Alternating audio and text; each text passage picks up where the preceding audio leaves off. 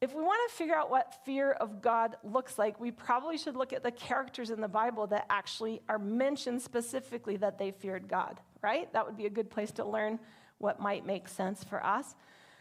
I find quite a few characters, but just a quick survey. Noah, by faith, in reverent fear, he built an ark for the saving of his household.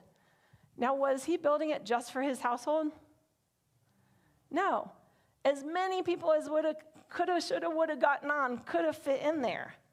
God wanted it to be for everybody. I probably think he probably would have been happier if the ratio between animals and humans were completely reversed and you had thousands of humans and, just a few animals. God could have figured that out. But instead, we just had the 8. Shiphrah and Puah, the women in women's ministries, know these are my heroes.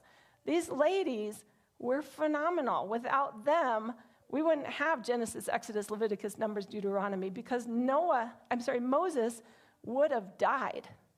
But Shiphrah and Puah feared God and did not do as the king commanded. We as Adventists believe that there's a death decree coming up. They lived under a death decree, and they fought with holy fear against it, and God gave them courage and blessed them with families. Cornelius, another one, a devout man who feared God with all his household. He was known as a man of prayer and a man of generosity to the poor. And I believe he had what we might call the former rain. We're waiting for the latter rain of the Holy Spirit, but he got the pouring out to the Gentiles that made all of this possible for us as non-Jewish people to be here, because this is the event that happened at his house that made everybody stop and say, oh, it's not just for one nation, one tribe, one people, it's for everyone?